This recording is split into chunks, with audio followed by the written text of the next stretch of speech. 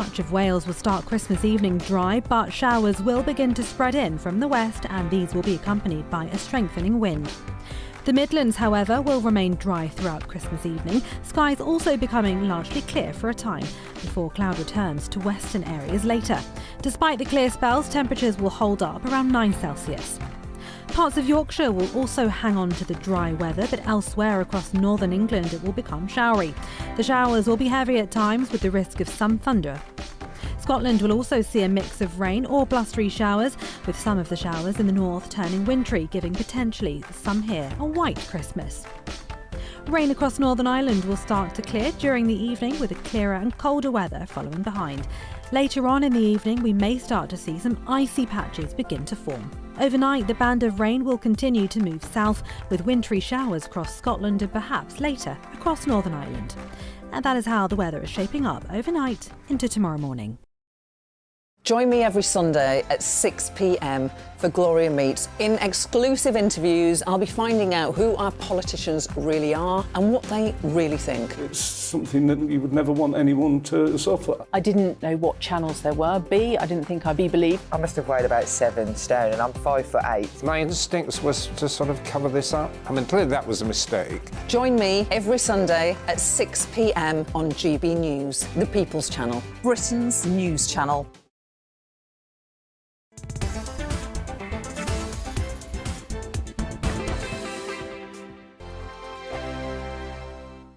We are GB News, and we'd like to say thank you to each and every one of you for bringing us your conversations, for helping our great nation find its voice. We are here for you on radio, television, and online, across England, Scotland, Wales, and Northern Ireland. It's not the BBC, you actually get your facts right. We are proud to be GB News, the People's Channel, Britain's news channel. Hi there, it's Stephen and Anne. At breakfast from 6 a.m, you'll always be caught up with everything you need to know, the latest headlines, opinions and debates. We'll bring you the good news and the bad, but most of all, we're here for you. Remember, send in your views and let us know what you would like us to talk about. That's because we're your news channel. And every morning at 6 a.m, it's breakfast on GB News. Monday to Thursday on GB News, it's Bev Turner Today from 10 a.m. We're going to be here for you, our GB News family, to keep you up to date, but also make you smile. The guy went from puberty to adultery. And I can't wait to bring a few of my own opinions. I have no time for cultural totalitarianism. We'll engage in passionate, but always polite debate, with your thoughts and opinions at the centre of it all. Only on GB News, the People's Channel, Britain's news channel. Join me, Nana Akue, Saturday and Sunday afternoons on GB News. Expect fiery debate and passionate discussion as me and my panel tackle some of the biggest topics hitting the headlines. It's a place for everyone's opinion. No one gets cancelled, but no one gets an easy ride. Oh, she's on it today! Be ready for conversations that are fierce, frank, and of course, fun. Every Saturday and Sunday afternoon from 4 p.m. on GB News, the People's Channel. Join my show Farage, 7 p.m. till 8 p.m. Monday through Thursday. And there you will get opinion, analysis, debate, and I'll cover stories that nobody else dares to touch. You've been cancelled. Join the club. Oh, my goodness me. And then for the last 15 minutes, talking pints. We're over a drink. We have a civilised conversation with someone. We very often disagree, but we do it in a grown-up way. Come and join me on Farage. We are GB News, the People's Channel. And right across the United Kingdom. You can find us on Sky Channel 512. Virgin Media Channel 604. Freesat Channel 216. Freeview Channel 236. And YouView Channel 236. You can also take us with you on DAB Plus Radio. With the GB News app and at the website gbnews.uk. We're absolutely everywhere. Come join us on GB News, the People's Channel, Britain's news channel.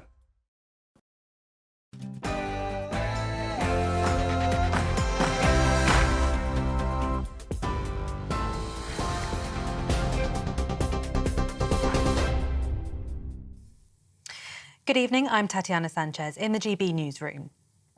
The King has used his Christmas broadcast to praise individuals, charities and faith groups supporting those in need. In his historic first address, the King also sympathised with households struggling with the cost of living crisis, speaking about the great anxiety and hardship people are facing. The King highlighted the selfless dedication of the armed forces and emergency services, calling it a value embodied by the late Queen. Earlier, he attended the royal family's traditional Christmas Day church service in Sandringham.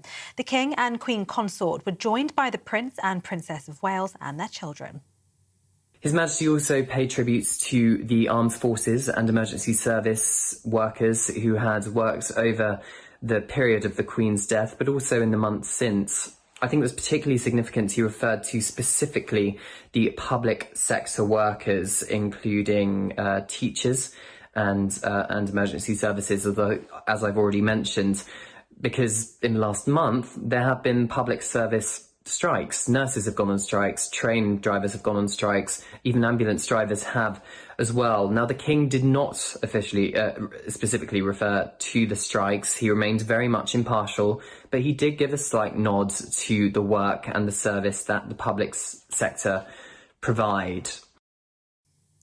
That was Cameron Walker there, our GB News royal correspondent. Now to some breaking news in the last half an hour. Around 10 people are believed to have been buried in an avalanche in a skiing area in Austria. That's according to the Austrian press agency. The report also says that one person has been rescued. The press agencies say several helicopters and search teams have been deployed to the area. A total of 100 people taking part in that rescue effort. We'll bring you more on this developing story as we get it. Now, a 26-year-old woman who was killed in a pub in Merseyside on Christmas Eve was not thought to be targeted. She was celebrating Christmas with friends and family when she was shot and killed. She was taken to hospital where she died from her injuries. 4 men were also taken to hospital with gunshot wounds after the incident. Merseyside police are urging anyone with information to come forward. Now is the time for our communities to come together with us to show that the use of guns on our streets will not be tolerated. Our thoughts and condolences are very much with the family of the victim. Today, they should have been celebrating the joy of Christmas. Instead, they're trying to come to terms with what has happened and come to terms with the loss of a much-loved daughter and sister. The Archbishop of Canterbury has given his Christmas sermon paying tribute to the late Queen and remembering those who suffer immense anxiety and hardship. Justin Welby said there's unconquerable hope in the birth of Jesus Christ, despite conflicts around the world and the cost of living crisis. He's also praised the examples set by the late Queen, saying she lived a life of service and put her interest after those she served. Over 1 million Americans and Canadians are facing Christmas Day without power as a winter storm continues to sweep across North America.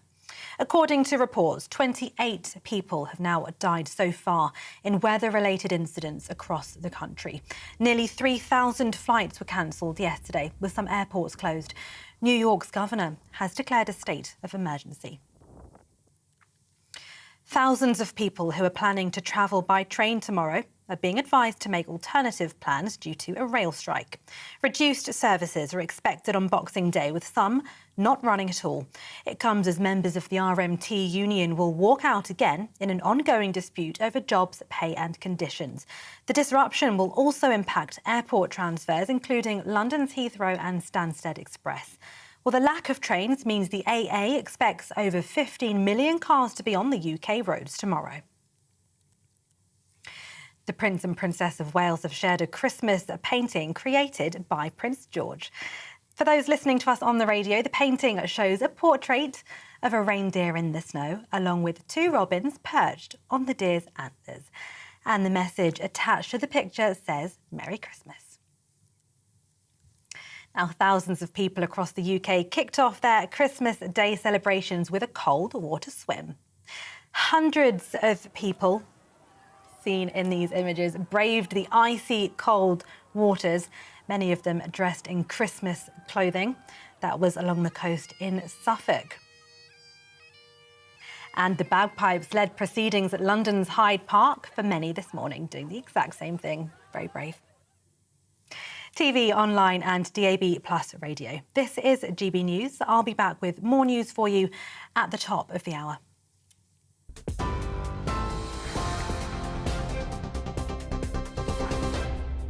Looking ahead to this evening's weather, and the UK is looking drier for southeastern areas, but elsewhere a band of rain will be moving southwards. Let's take a look at the details. There will be a mix of clear spells and showers across the southwest this Christmas evening. It will still be fairly mild though, with temperatures around 9 to 11 Celsius. The afternoon rain across the southeast will be clearing this evening, allowing some clear spells to develop. Temperatures here will be around 10 Celsius. Much of Wales will start Christmas evening dry, but showers will begin to spread in from the west, and these will be accompanied by a strengthening wind. The Midlands, however, will remain dry throughout Christmas evening, skies also becoming largely clear for a time, before cloud returns to western areas later. Despite the clear spells, temperatures will hold up around 9 Celsius. Parts of Yorkshire will also hang on to the dry weather, but elsewhere across northern England it will become showery. The showers will be heavy at times, with the risk of some thunder. Scotland will also see a mix of rain or blustery showers, with some of the showers in the north turning wintry, giving potentially some here a white Christmas. Rain across Northern Ireland will start to clear during the evening, with a clearer and colder weather following behind. Later on in the evening, we may start to see some icy patches begin to form. Overnight, the band of rain will continue to move south, with wintry showers across Scotland and perhaps later across Northern Ireland. And that is how the weather is shaping up overnight into tomorrow morning.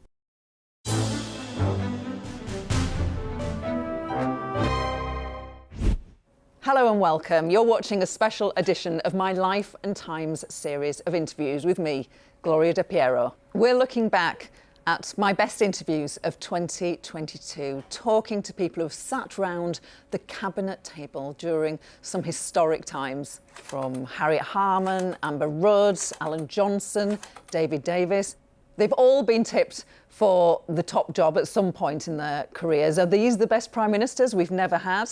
But first, former Defence Secretary Michael Portillo. He reflected on that seismic moment in 1997 when he lost his seat in that massive Tory wipeout. I was in some ways quite relieved to lose. You may think that odd, but what I really cared about was being in government, and I had no doubt whatsoever that the Tories were going to go out of government that night. Had I won my seat, I would have had to contest the leadership of the Conservative Party, which I was not keen to do because we had been reduced to a rump. And I knew the Tories wouldn't be back for 10 to 15 years, as indeed turned out to be the case.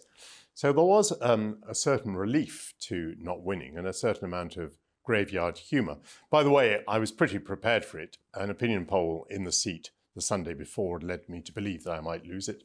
And I was astonished that just before going to my count, I'd been on Newsnight with Jeremy Paxman, and I couldn't believe that he didn't ask me, have you lost your seat? Because it was the first thing that occurred to me. So when I got to the count, I knew I'd lost. I also saw a very disagreeable spat between Jimmy Goldsmith and David Mellor. David Mellor. I had the name a minute ago. And I thought, whatever I do, it's not going to be like that. There's not going to be any unpleasantness. You know, I must find the magnanimity in the moment. I think I was, I think in a way the shock came afterwards. You have to get used to doing things like getting on buses and going on tubes. And you have this sensation that everybody's looking at you in the sandwich queue, either feeling contemptuous about you or feeling sorry about you. So that was more difficult to deal with. I am not sure that I had realised the extent to which I'd become symbolic of the unpopularity of the Conservative Party. But it was brought home to me, and people like you bringing it up 25 years later just helps to remind me. Did it hurt when people used to say, were you up for Portillo? I think there was a book called Were You Still Up for Portillo? About that, the 1997 election. Did it hurt you in any way that people were gleeful, people on the left, obviously, or people who did not support the Tory party? Was there hurt involved? There might have been some. I don't remember much enduring hurt. Certainly no enduring hurt. You know, the first thing you have to do is find something else to do with your life, and that's all worked out, you know, pretty well. And we might come to that later. But you know, I'm sorry that I managed to make myself so unpopular, because apart from anything else, that doesn't make you a very successful politician. You know, politics is about winning elections. So I think it possibly helped to remove any illusions I might have about wanting to be the leader of the Conservative Party. And although I contested it in 2001, I must say I did so pretty half-heartedly, or rather, I only wanted to do it if I won with a decisive majority. And when it was clear that I wasn't going to do that, that if anything I'd win by a vote or two, then I lost interest in doing that. So you can correct me if I'm wrong about these perceptions. I would say that today you're a national treasure. Got a really successful TV career, and frankly, people wouldn't want you to present TV and radio programmes if they didn't think you were popular. But this is my recollection from being a 20-year-old Labour activist, that you were a political bogeyman. Is that a fair assessment? I mean, how do you get to become a political bogeyman? How does one become a political bogeyman? Well, part of it, I think, is that you build a pigeonhole for yourself. Because to get noticed in British politics, it's useful that people understand certain things about you. But the problem is, if you build a pigeonhole, let's say marked right wing, then any information that endorses that point of view goes into the pigeonhole. And any information that is contrary to that perception just gets discarded. So people become very one-dimensional as far as the media and press are concerned. I mean, for example, I think if you go back and ask civil servants or the military, because I was Secretary of State for Defence, what sort of a person I was when I was in office, they would have a different view from what was the general perception. Or if you ask my friends, really, if I've ever been any different at any time in my life, I would say probably I haven't. You say that I'm a national treasure, I'm actually merely on the ladder to being a national treasure. There's some distance to go yet. I'm not an Ed Balls figure at this stage, but working towards it. And yet, I still do political stuff. And when I do political stuff, I don't pull my punches. You know, if people ask me what I think about the European Union, I'll tell them. And so that's quite interesting to me, that people now seem more willing to see me in segments. So the person who takes them around for a jolly ride on the train and tells them about history is somehow allowed at different times, on different channels, at different times of the day, still to have political opinions, which are pretty forthright, actually. You made a comparison with Ed Balls. I think he might have become a national treasure due to Strictly Come Dancing. Absolutely. Would you do it? No, I would not do it. No, Ed did it very well. I mean, Ed has amazing talent outside politics, but he's also done a terrific cooking thing, hasn't he? And yeah. I think he won. You know, all credit to him for doing that. And this other perception, or perhaps misconception, is that I sort of think of you now as sort of like oh gosh, it's not the right description, but like a Hampstead liberal. Like, I don't know, like almost metropolitan elite, but not in a mean way. But when you were a politician, you were described as, you know, arch right-winger, Thatcherite, Eurosceptic. Which perception was wrong, or have you changed? Well, I'm certainly metropolitan. My entire life has been in London.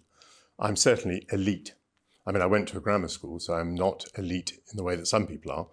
But as soon as you've been in politics for a number of years and you've been in the cabinet, and now you have TV shows, you can't be anything other than sort of elite. And it's quite difficult to stay in touch with perceptions. I'm liberal in the old-fashioned sense that I believe in things like free speech and allowing people to live their lives, as they wish. But I'm probably not liberal in the sense that the left might mean that word today.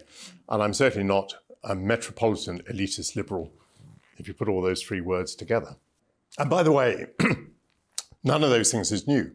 I mean, I've always been all of the things that I am today. Did you vote to leave the European Union? If you did? I did, with enthusiasm. Shall I say something to you about that? Because, for example, I am the holder of a Spanish passport as well as a British passport. I know Spain pretty intimately. And that, indeed, is one of the reasons why I'm a profound Eurosceptic, because it struck me that the countries of Europe are so different. They have such different political cultures. The meaning of citizen, the meaning of state are different in each of these places. And so I couldn't at all understand the aspiration to want to govern Europeans in general. And I couldn't at all see how you could achieve a government of Europeans in general that would be accountable and democratic. And these are my objections. And the fears that I had, I thought I saw played out in the way that the European Union was moving, always relentlessly moving towards ever closer European Union. And the way, for example, that the Greeks were treated over the euro, I thought was absolutely appalling and showed the illiberalism of the institution and the lack of accountability and the terrible consequences that we pay by ordinary people in terms of their loss of income and loss of lifestyle and so on, with an ideology being responsible and a bureaucracy being responsible that was not accountable. So, that is the source of my Euroscepticism.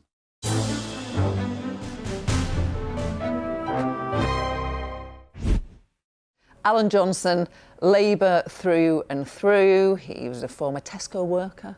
He was a former postie, a trade unionist. Then he joined the Commons and held some big cabinet jobs under Tony Blair and Gordon Brown. But he didn't have much positive to say about former Labour leader Jeremy Corbyn.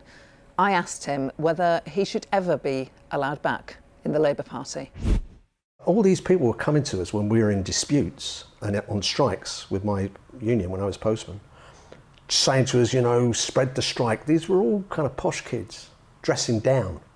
We were poor kids dressing up.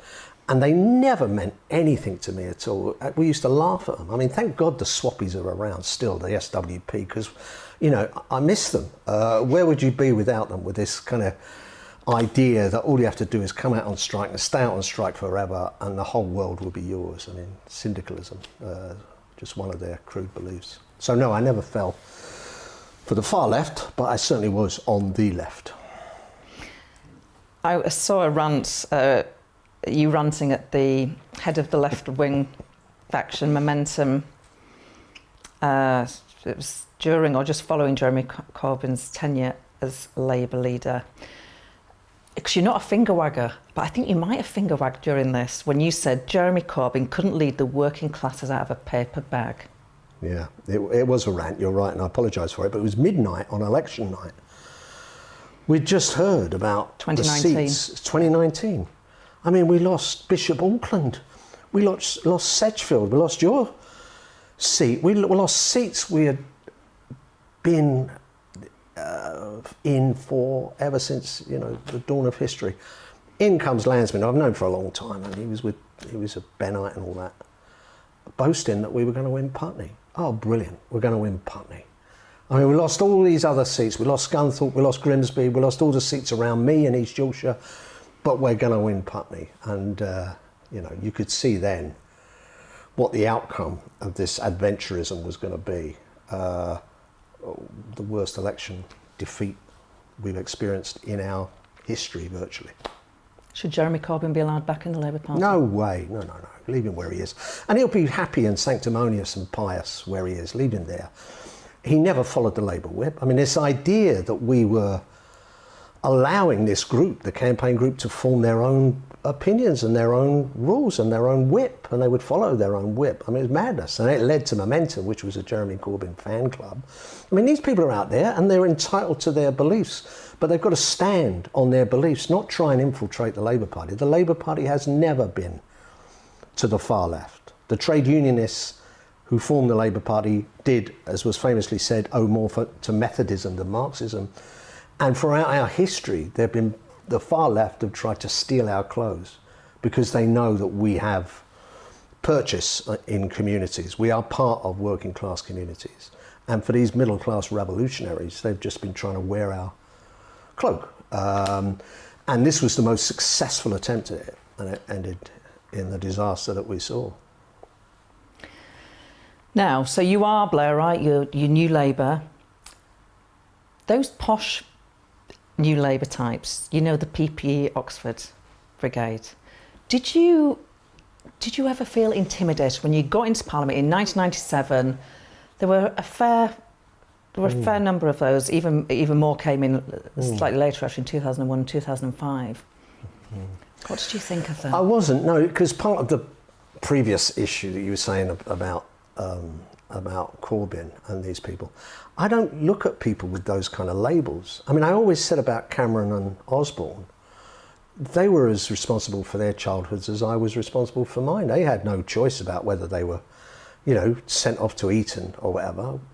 If I was against old Etonians, I'd be against George Orwell. You know, he was an old Etonian.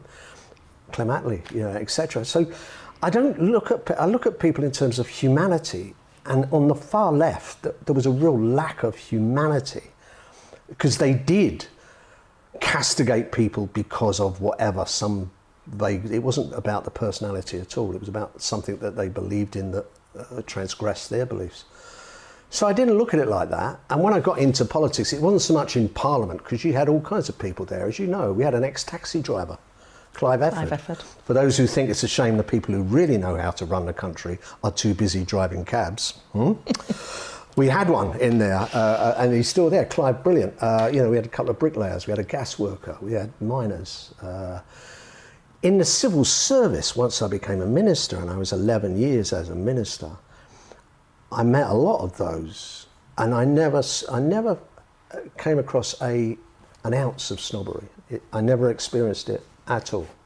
You know, maybe I was fortunate in that respect, but I didn't have anybody looking down at me. Ernie Bevan had the same experience. The great Ernie Bevan, who left school at 13, was orphaned at 9, had no education whatsoever, taught himself to write, but was one of the greatest foreign secretaries we ever had. And he said he had none of that experience either. Very finally, and let's take it as a given that when I say who's the one to watch or who could you see being the next Labour Prime Minister, let's just take it as a given that you're going to say, well, of course, Keir Starmer will be the next Labour Prime Minister. Yeah. Right, OK. Lisa Nandy. OK. Brilliant. Alan Johnson. If I can't have you, because you're out now, I'll have Lisa Nandy. She's welcome to it. Yeah. But we want lots of the nation think it should have been you, including me. That's nice of them. That's nice of them. Coming up, we talk to David Davis, who, despite being a Eurosceptic, tells us why he supported the creation of the European Union and how he predicted the downfall of Margaret Thatcher. First, a short break.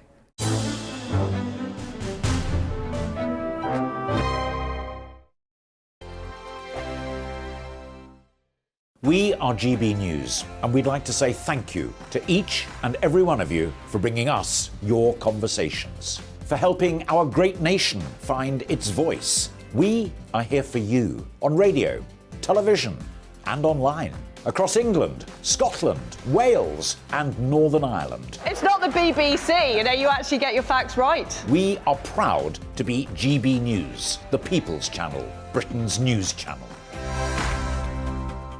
Monday to Thursday, 9 p.m. till 11 p.m. Join me, Dan Wootton. I'll bring you the sharpest takes and hottest debates. Do you not believe in prison? I don't believe in prison. I'm completely stunned. I guarantee you there'll be no spin, no bias, no censorship. I actually was personally quite offended by it. And no reason to go to bed. So I guess they've always been quite woke. That's Dan Wootton tonight on TV, radio and online. Monday to Thursday from 9 p.m. till 11 p.m. on GB News. The People's Channel, Britain's news channel. Hello there, it's Eamon Holmes here from Breakfast on GB News. We're not just on your television and your screens, you know. We're on DAB plus digital radio, so you can listen to your favourite shows on the move. If you've not yet listened to GB News Radio, it's very simple. We're on your radio player and tune-in apps, on your smart speaker, phone or tablet, or online at gbnews.uk. Take us with you wherever you go. GB News Radio. You never have to miss a moment of the People's Channel. Join me every Sunday at 6 p.m. for Gloria Meets. In exclusive interviews, I'll be finding out who our politicians really are and what they really think. It's something that you would never want anyone to suffer. I didn't know what channels there were. I didn't think I'd be believed. I must have weighed about 7 stone and I'm 5'8". My instincts was to sort of cover this up. I mean, clearly that was a mistake. Join me every Sunday at 6 p.m. on GB News, the People's Channel, Britain's news channel. We are GB News, and we'd like to say thank you to each and every one of you for bringing us your conversations, for helping our great nation find its voice. We are here for you on radio, television, and online, across England, Scotland, Wales, and Northern Ireland. It's not the BBC, you actually get your facts right. We are proud to be GB News, the People's Channel, Britain's news channel.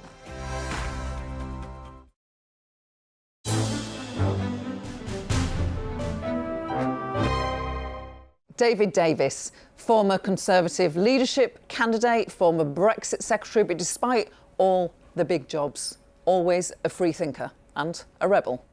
He reflected on supporting the treaty that set up the European Union, despite being a Eurosceptic, and how he predicted the downfall of Margaret Thatcher.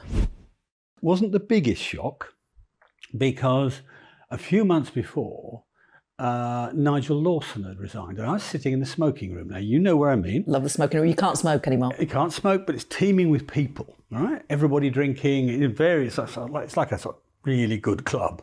And I thought there'd be a sort of shock and sort of funereal response.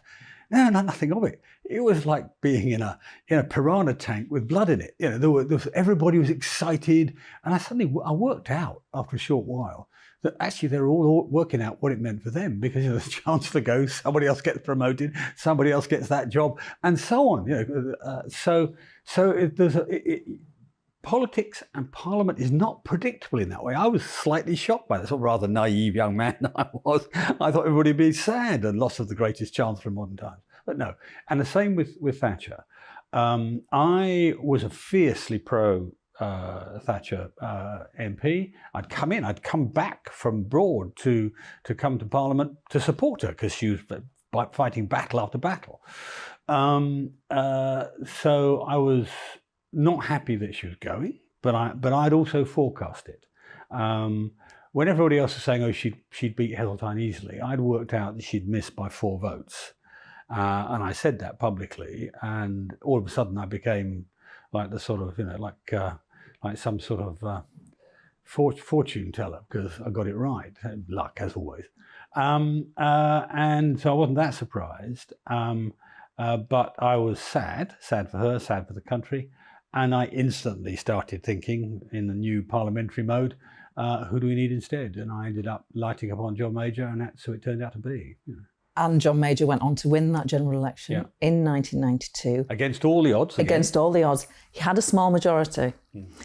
His life was made a misery by a small number of Eurosceptic MPs who were rebelling against the Maastricht Treaty. You were a whip at that time, but I'm guessing you would have had sympathy with the rebels. Oh, yeah. How did you manage that? Well, 2 things. Firstly, bear in mind the Maastricht Treaty was voted on both before and after the 92 election, and had huge majorities and speeches in favour from people like Bill Cash, who were in favour of it at that point. Then what happened was the Danes voted it down in a referendum, and I tried to persuade the Prime Minister to renegotiate it for us as well. And there was a very big, sinister meeting in the Cobra room. This is the Cabinet Office briefing room, the sort of counter-terrorism room, where the whole Whip's office told him, this is going to be a disaster. And he carried on anyway.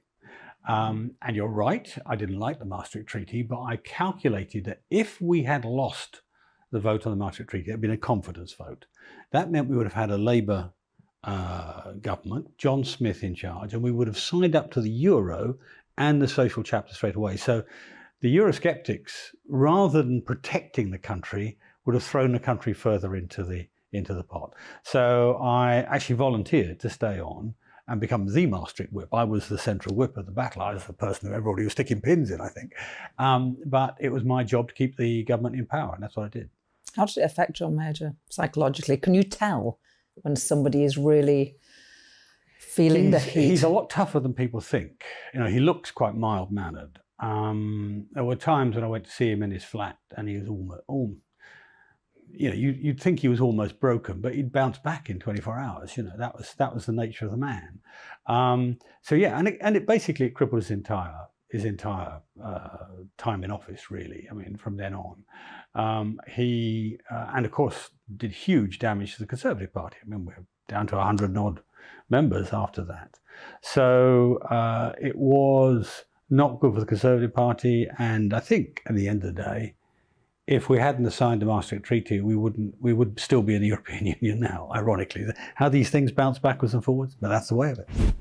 Amber Rudd had a number of big cabinet jobs, including that of Home Secretary, but she had to resign from that over the Windrush scandal and how we treated the Windrush generation. She reflected on the difficulties of being Home Secretary. She talked about the parliamentary warfare during the Brexit debate and why she wouldn't want Boris Johnson to drive her home after a party. I remember during the referendum debates, and you were a leading Remainer, the government, the David Cameron government's position was to remain, of course. Boris Johnson, Michael Gove, others took a different view.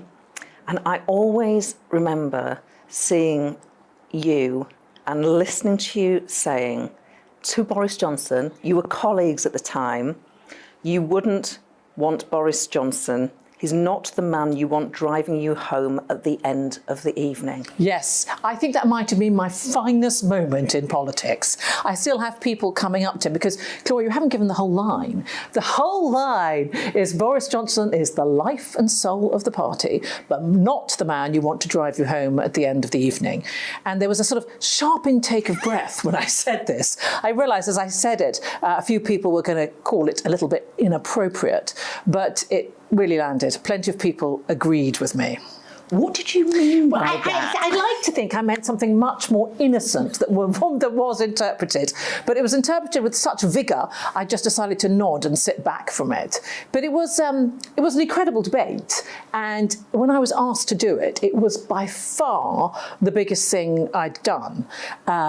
It was a huge responsibility, and in politics I always think, and I say this to young men and women who ask me advice about getting on in politics, you have to get noticed, you have to be bold, and you have to take risks with your own ability, your own status. And so when I was asked to do the debate, to represent Remain, I accepted it, thinking at the same time, oh, how am I going to do this? How am I going to pull this off? And they took us for all sorts of training. We had Alistair Campbell advising me how to attack the Conservatives opposite me, which was a worrying proposition. Nicola Sturgeon, who was on our team, didn't come to the preparation. She sent a stand-in, which should have really been a sign that I'm not sure she was wholly committed to the cause.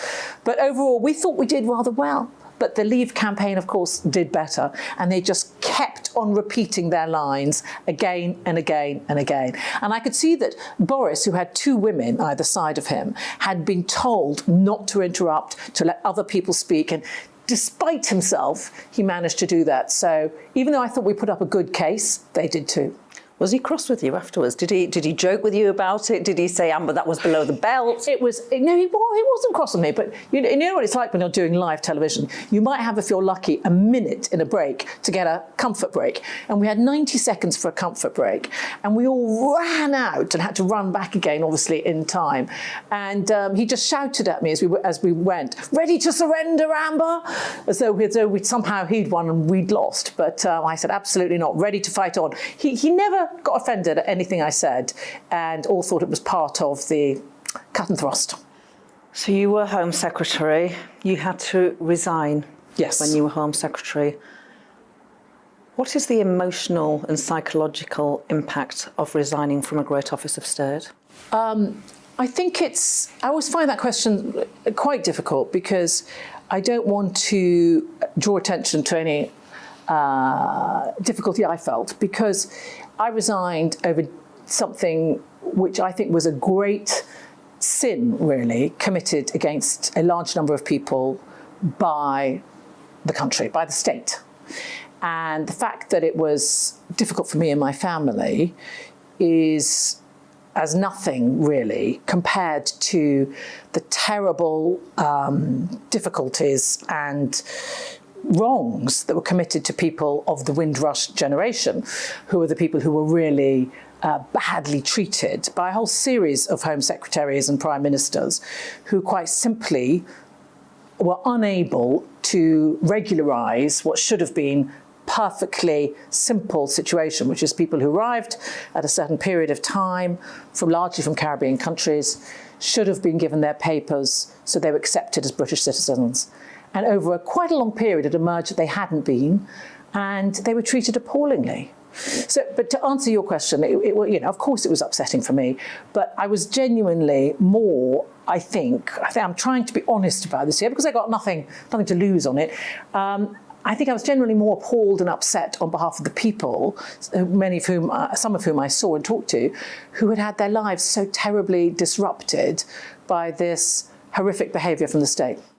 It's very noble of you. No, it is. I mean, genuinely, it's sincerely held. I think if I was still a politician, one could cynically say that's too noble. That sounds ridiculous. But since I'm no longer a politician, and I do reflect on it, it does shock me that these terrible things were done to so many people. The migrant crisis, the small boats crisis. I don't remember that being a thing. No, I mean, there were plenty of immigration issues that really were important when I was in the Home Office and difficult to deal with. But the so-called small boats crisis was not. I think in 2018 we had, in fact, I checked this because of the recent figures, we had 300 approximately come across in the whole year.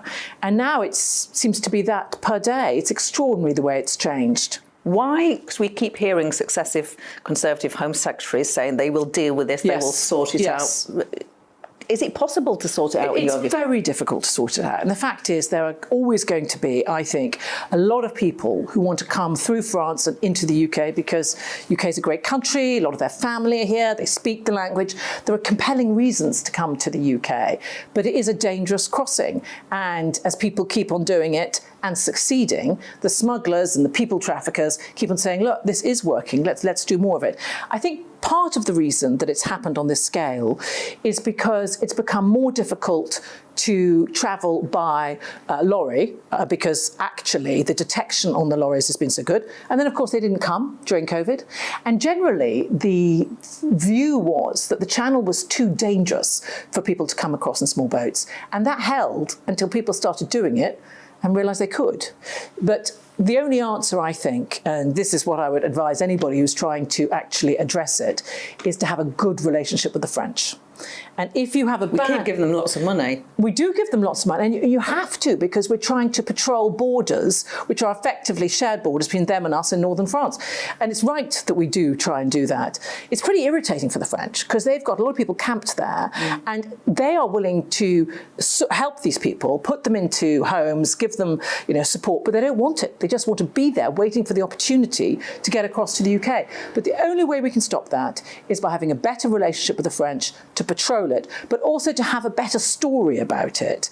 Because also in my last year, we were returning some people to Europe, to France, when they arrived, because we could say that under the Dublin arrangements, we could legitimately return people to another European country if they'd come there first. Now there's none of that.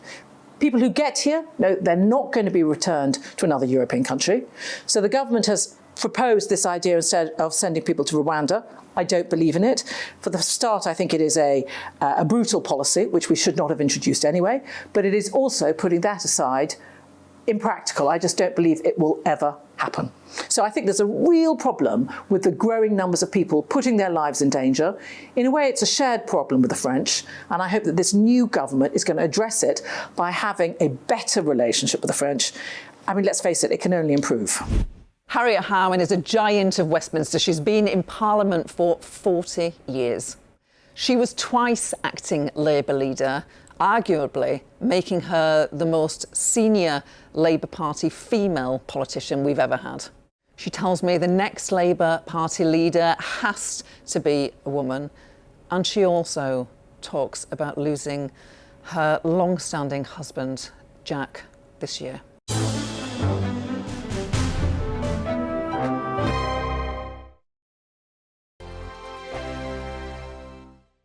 Monday to Thursday nights on GB News. At 6, it's Deebs & Co.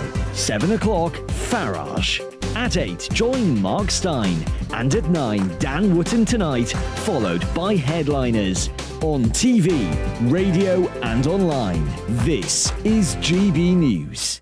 We are GB News, the People's Channel. Why not take us home with you by visiting the GB News shop at gbnews.store? You'll find all the official merchandise, a really good present actually for yourself, your friends or your family. We ship across the UK mainland at no extra cost. GB News, the People's Channel.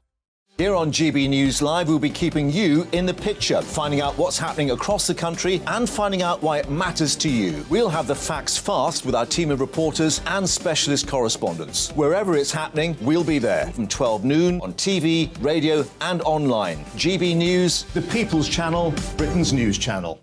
Monday to Thursday on GB News, it's Bev Turner Today from 10 a.m. We're going to be here for you, our GB News family, to keep you up to date, but also make you smile. The guy went from puberty to adultery. And I can't wait to bring a few of my own opinions. I have no time for cultural totalitarianism. We'll engage in passionate, but always polite debate, with your thoughts and opinions at the centre of it all. Only on GB News, the People's Channel, Britain's news channel. Hi there, it's Stephen and Anne.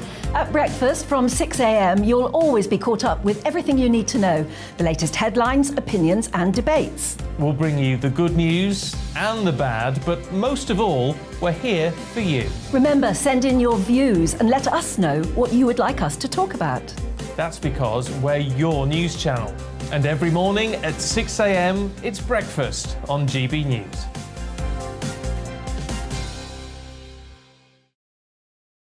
We are GB News, the People's Channel. And right across the United Kingdom. You can find us on Sky Channel 512. Virgin Media Channel 604. Freesat Channel 216. Freeview Channel 236. And YouView Channel 236. You can also take us with you on DAB Plus Radio. With the GB News app and at the website gbnews.uk. We're absolutely everywhere. Come join us on GB News, the People's Channel, Britain's news channel.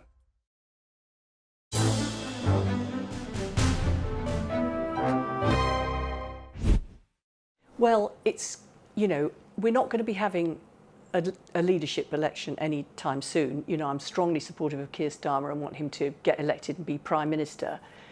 But actually, as and when we do in the far distant future have another leadership election, it has got to be a woman next time round, because it's just downright embarrassing that the Conservatives have had two and we haven't even had a woman leader in opposition, let alone a woman Prime Minister. And I think it's partly because women in the Labour Party are more subversive than the women in the Conservative Party. The women in the Conservative Party tend to work with men without challenging them in quite the way we do. Oh, come on, Margaret Thatcher. Yeah, but she beat the men on their own terms. She didn't change the agenda. She was like the best man there. Whereas we're wanting to change the context and change all the organisation. And that is much more threatening to the organisation, and therefore you build up more kind of hostility along the way. I mean, that's the only sort of semi-reasonably pathetic justification for it. It's just bad, really. And we've got lots of excellent women who could step forward for being leader, as we have done for quite a few years. So, yeah, like next time. So I'm always saying next time. I know. Having not stepped up myself, so I have to sort of say it in a relatively humble voice, since I didn't quest myself to do that. Why did you never stand to be Labour leader, Harriet?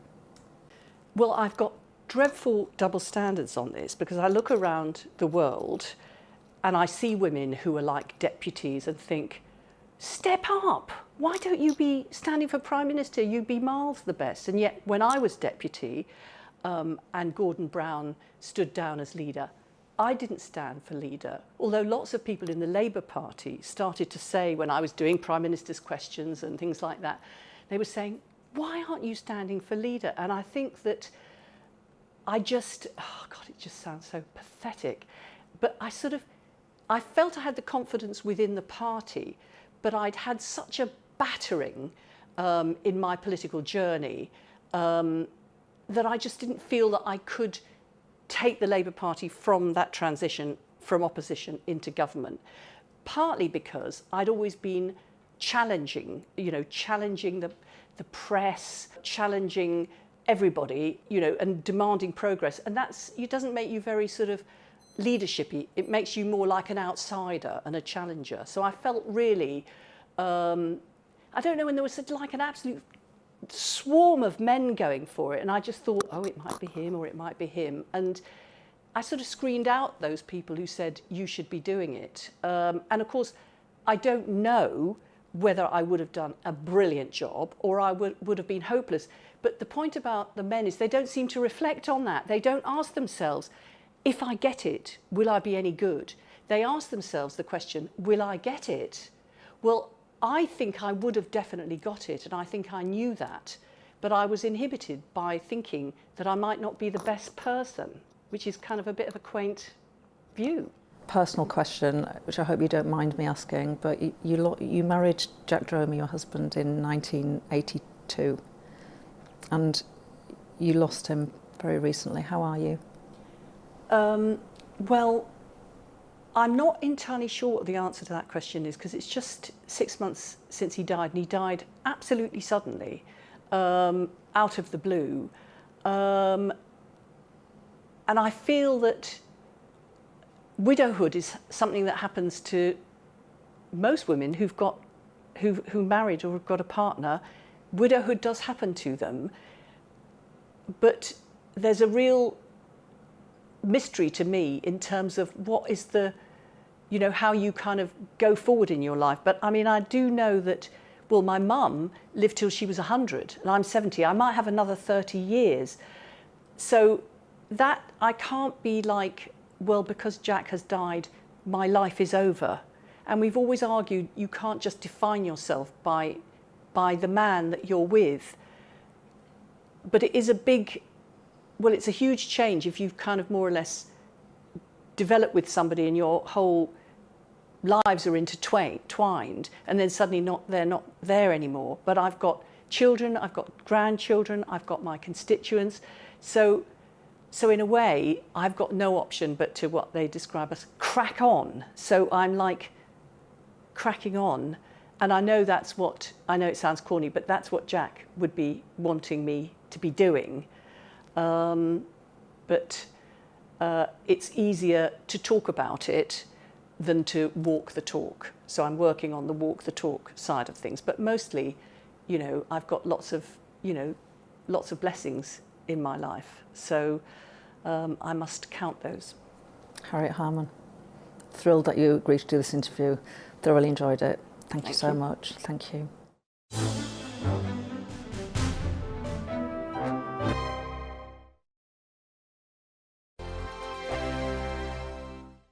Every morning from 6 o'clock, we'll wake you up with GB News Breakfast with all the stories you didn't know from the night before. So whether it's serious news, entertainment, or your own views from all over our great nation, we're here to kick off your day with a smile. The national media should be reflecting and reporting what's happening here. You will notice the northwestern accents. Whether you're with us on TV, radio, or online, every morning, it's breakfast from 6 a.m. Hope you can join us.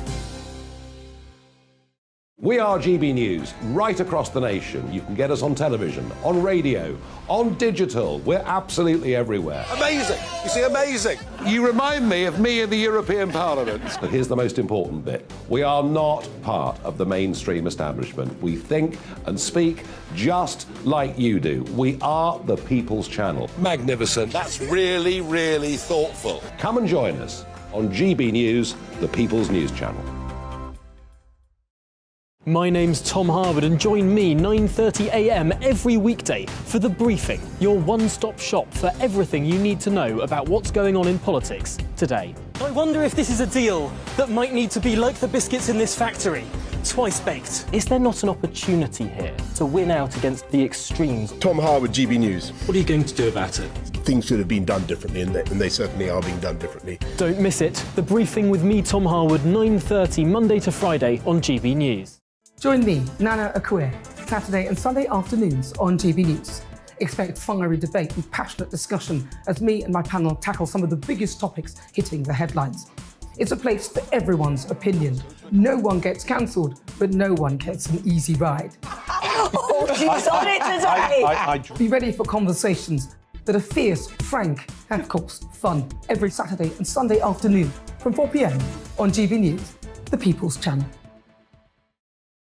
I'm Mark White. As GB News Home and Security Editor, I cover those key issues that are so important to you. Our authorities, our communities doing all they can to combat violent crime. With the public services under unbearable strain, why are we still failing to control our borders? Defence, the first priority of any government, has been continually hollowed out. Can we trust our politicians to protect the armed forces? Join me, Mark White, on GB News.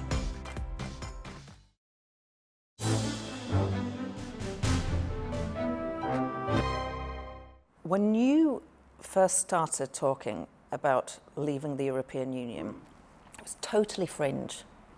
Just wasn't really on the political agenda.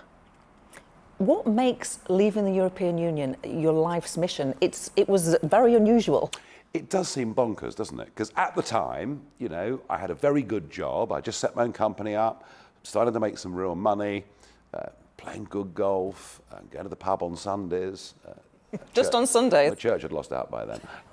And, you know, no, life was going very, very well. And suddenly, this became my mission. It was really exchange rate mechanism. It was pegging sterling effectively against the Deutschmark, seeing record house repossessions, record business bankruptcies. And when I talked to people, both Labour and Conservative politicians at the time, and I met them for lunch to find out more, I'd meet quite a few who agreed with me. And I'd say, well, why don't you say so? Oh, well, it's all too difficult. And I thought, well, what a cowardly lot we've got. I also realised that in my little village in Kent, people felt very differently to what I'd read in the Times newspaper or see on the BBC. And I could see then there was a massive gap between the two. And what really sealed it for me was clever chap said to me, no free people in the history of mankind have ever willingly given up the right to govern themselves. And that sealed the deal for me. Someone's got to do this. So we had a by-election was caused because the Conservative Member of Parliament for Eastleigh died in somewhat strange circumstances. There was a by-election. UKIP had been founded 6 weeks before. And I put my hand up and said, I am that soldier. So I stood in the by-election, having never stood for anything before. And I got 1,000 votes, it wasn't very many, but I just enjoyed it. I loved it. And so I kept on going. And even though, as the years went by, it was having a very detrimental effect on my life, be it business life, family life, financial life, it just became my mission. And I would say in the end, why did I keep going for all those years? Sheer bloody mindedness. We're out of the European Union. If the result had been 52-48 Remain, would you have let it lie? I think had it been that, there'd have been no debate about a second referendum. None of it. It would have been absolutely dead and buried. I would have faced a very big choice at that moment, what to do. Either walk away and say you did your best, you got a referendum, it would never have happened without you, or to politically, you know, establish UKIP as the independence party to fight the next election and probably to get millions more votes than we even got in 2015. I don't know what I would have done. I honestly don't know what I would have done. But it would have been very difficult. It would have been very difficult. You know, I mean, you wouldn't have had people in the House of Commons calling for a second referendum. No, I agree with you. You know, it would have been done. So I think the reality is I would have walked away. Wow. In 2006, we're talking about UKIP now, David Cameron, the leader of the Tory party, described your former party, UKIP, as fruitcakes, loonies and closet racists. Let's take fruitcakes and loonies together to start with. Well, I loved it because 2 years before, Michael Howard had said we were cranks and gadflies. And so I'd immediately formed the Gadfly Club, a dining club, and made myself honorary life president. As soon as Cameron did that, we had fruitcake parties and thoroughly, and, you know, enjoy. I mean, you know, if you abuse an Englishman, he'll often pick it up and wear it as a badge of honor. The closet racist thing, I was a bit upset about it at the time. But you begin to learn that if people haven't got an argument to put against you, they just throw insults. And those insults, if those insults don't stick, then they do you no harm. Many people in the country love you. Many people in the country loathe you. I suppose those that loathe you, they say you're a xenophobe, that you sow the seeds of division. Obviously, I certainly wouldn't say that about wanting to leave the European Union. That's a completely legitimate thing. The hatred that you get, does it? Some of it must affect you. Well, it's funny. You see, I mean, if you meet a Times reader, I mean, the Times were probably consistently the nastiest newspaper to me. I mean, absolutely vile. The sneerocracy of the Times, the sort of the Matthew Parrises, the "oh, we're so superior to you and everybody else's." When I meet Times readers now, they say, "Oh, well, actually, you're not quite what I imagined you to be." So there are ways that you can diffuse some of this. Look, the hard, liberal, globalist types who see the European Union really as a beginning for a sort of greater world government, who don't believe in national identities or national borders. I am the enemy. Boris never was. I mean, they all knew Boris didn't really believe in any of it. I was, and I still am. I still am. And I'm quite surprised all these years on at how much hatred I still get today in the street.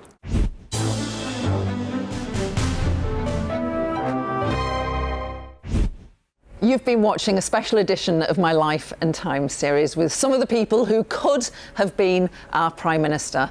I'll have plenty more to come for you in 2023. But for now, Happy New Year.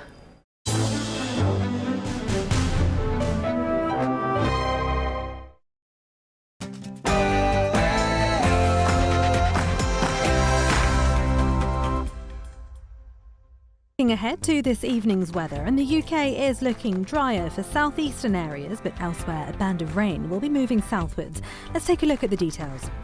There will be a mix of clear spells and showers across the south.